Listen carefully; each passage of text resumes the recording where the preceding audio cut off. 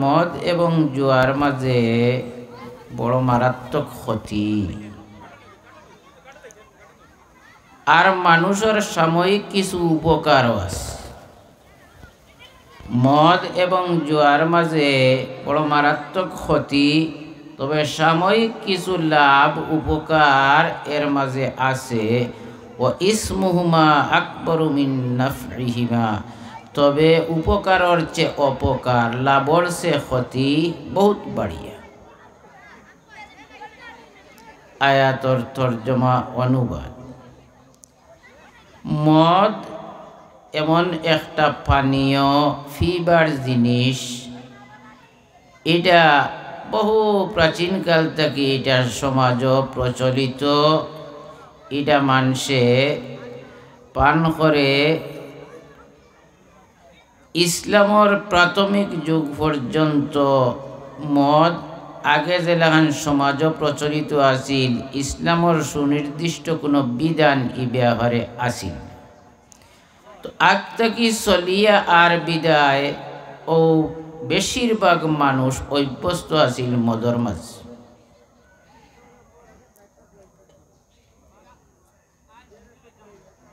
বিশেষ করে যুব সমাজ মদ খাওয়ার প্রতি খুবই আসক্ত আছে।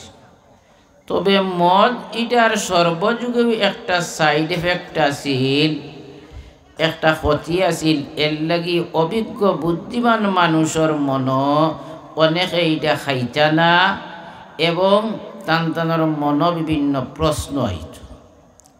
নবী করিম সাল্লাল্লাহু আলাইহি ওয়াসাল্লামর নবুয়তির পরে এক পর্যায়ে কিছু অভিজ্ঞ সাহাবায়ে কেরাম হলে নবীজির খিদমত আরজ করলা, যুক্তি পেশ করা দল্লা যে ও যে সমাজও মদটা প্রচলিত, সমাজের মানুষে মদ খায়, এগুলো তো দেখা যায় মদ খাওয়ার পরে অধিকাংশ ক্ষেত্রে মানুষের ব্রেন ঠিক থাকে না। মানুষে আবুল তাবুল বকতে থাকে, অসামাজিক কর্মকাণ্ডে লিপ্ত হয়ে যায় গিয়া। এখন ই খাওয়াটা আল্লাহ তাবারক ওয়া তাআলার কাছে কতটুকু মনোনীত।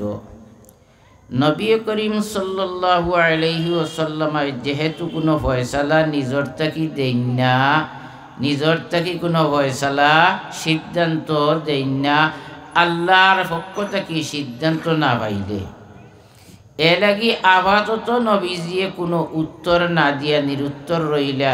এক পর্যায়ে আল্লাহ তাবারক ওয়া তাআলা তার হাবিবরে জানাই দিলা যে মানুষে ইয়া আপনার কাছে মদ এবং সমাজও প্রচলিত আর একটা বেদি জুয়া সম্পর্কে জিজ্ঞাসা করে, কারণ এটার কিছু সামাজিক ক্ষতি এটা বিবেকবান মানুষের সামনে পরিষ্কার। জুয়াত যারা লিপ্ত হয়, দেখা যায় কিছু কিছু মানুষ জুয়াত গিয়া বহুত টাকা পয়সা অর্জন করিলার, কিন্তু বেশিরভাগ মানুষ ক্ষতিগ্রস্ত হয়। আর এক পর্যায়ে দেখা যায় বহুত বেশি লাভবান যে হয়েছে, তার ওই লাভ এটা বেশি দিন টিকে না, এক পর্যায়ে এইটাও তারা আচ্ছাড়া হয়ে যায়। এমন একটা অর্থনৈতিক ব্যবস্থাপনা যার স্থায়িত্ব নাই, যেটা অনেক মানুষের সর্বশান্ত করিলায়, ইটারে নবী করিম সাল্লাল্লাহু আলাইহি ওয়াসাল্লামর সার্বজনীন উপকারী যে ধর্ম, এই ধর্মর গেছে এটা কতটুকু যৌক্তিক, কতটুকু যুক্তিসঙ্গত, এটা নবীজির খিদমত সাহাবায়ে কেরামে আরজ করছেন, আরজি পেশ করছেন। আল্লাহ তাবারক ওয়া তাআলা জবাব দিছেন যে মানুষে আইয়া আপনার কাছে জিজ্ঞাসা করে এর সমাধান চায়, জিনিসটা বুঝতে চায়, আপনি হইয়া দেউ কথারে ওখানো ও কথা খান কুল ফীহিমা ইসমুন কাবীরুন ওয়া মানাফিউ লিন্নাস, কইলা ইগুর ক্ষতির সাইডটা বড় জঘন্য, বড় মারাত্মক, আর সাময়িক কিছু উপকার এর মাঝে আছে। এবারে আল্লাহ তাবারক ওয়া তাআলা একগুয়েমি উত্তর দিছেন না, বলে না এটা কখনো এটা উপকারী নাই, এটা সর্বাধিক দিয়ে অপকারী। আল্লাহ তাবারক ওয়া তাআলা ইনসাফ ভিত্তিক জবাব দিছেন, কইলা তুমি তাই যেটা উপকারের সামনে রাখিয়া এইগুলা লিপ্ত আছো, এটা সাময়িক উপকার, অস্থায়ী উপকার। মদ খাইলে শরীরে একটু চেতনা, কিন্তু এর চেয়ে বড় যে ক্ষতি নিজের ব্রেইনডে যে আউট করি হলাই দিল, তুমি অসামাজিক কর্মকাণ্ডে লিপ্ত হয়ে যারা গিয়ে তোমার এই চেতনার অর্থ কি? এই চেতনার তো কোনো অর্থ নাই। জুয়াত লিপ্ত হইয়া তুমি তাই সাময়িক কিছু টাকা পয়সা পাইলে এক সময় যে ইগুইনতে তোমার মূল ফুজি লইয়া তোমারে সর্বশান্ত করি লিব। অল্পে তুষ্ট থাকা, সামান্য সন্তুষ্ট থাকা, বেশি সম্পদ অর্জন করিয়া সব সম্পদরে আশ্রয় করার চেয়ে তো বলা। ও আল্লাহ তাবারক ওয়া তাআলা হইয়া দিলা ইয়াদ রাখিও এগুলো ক্ষতির সাইডটা বড়, ইসমুহুমা আকবারু মিন নাফইহিমা, উপকারের চেয়ে। অতএব যে জিনিসের মাঝে লাভও আছে ক্ষতি আছে, তবে ক্ষতিটা মারাত্মক, এই জিনিসটা কি বিরত থাকা উচিত। আল্লাহ তাবারক ওয়া তাআলা প্রাথমিক পর্যায়ে একইবারে ফাইনাল কোনো সিদ্ধান্ত, কোনো ফয়সালা দিছেন না। 3 পর্যায়ে আল্লাহ তাবারক ওয়া তাআলা এইগুলারে হারাম করছেন। দেখছেন আল্লাহ তাবারক ওয়া তাআলা যেটা প্রাচীনকাল থেকে মানুষ করি আর অভ্যস্ত হয়ে গেছে কি, হঠাৎ করে যদি তারা এইলা কোনো শক্ত কোনো আমি নিষেধাজ্ঞা জারি করে দেই, তে তখন তো এটা আইন বিরোধী কাজ হয়ে যাব কি, আর তারা আইন লঙ্ঘন করতে বাধ্য হয়ে যাব, আইন লঙ্ঘন করে নিব।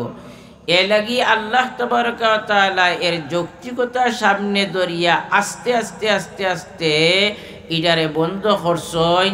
3 বারে আল্লাহ তাবারক ওয়া তাআলা, 3য় পর্যায়ে আল্লাহ তাবারক ওয়া তাআলা ফরমাইছেন যে মদ এবং জুয়া এটা বড় নাপাক ও পবিত্র জিনিস।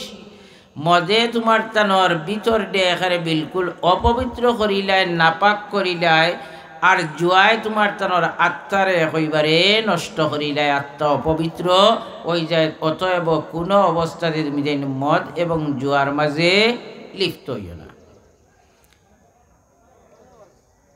হযরত রাসূল করিম সাল্লাল্লাহু আলাইহি ওয়াসাল্লাম আল্লাহর কাছ থেকে নির্দেশ প্রাপ্ত হইয়া সাহাবায়ে কেরামরে ঘোষণা দিলা যে আজ থেকে তোমার তানোর মদ এবং জুয়া চিরতরে বন্ধ।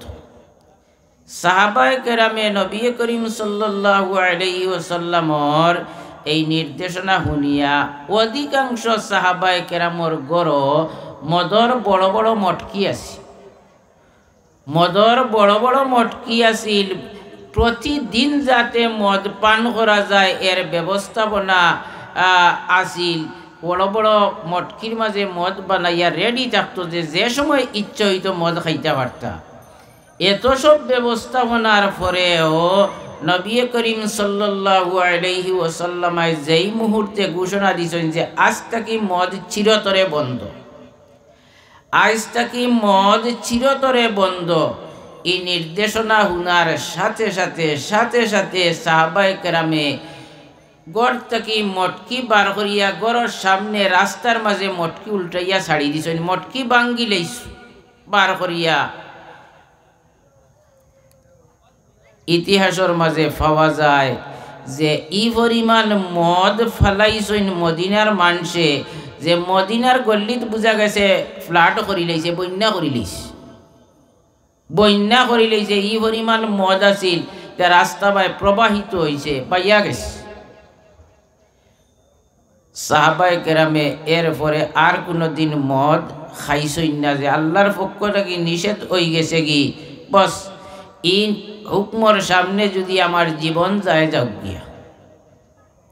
ঠিক তদ্রুপ ওলাখানি জুয়া যেটা, এটারে কুরআনের ভাষায় মাইসির বা খেমার কইস।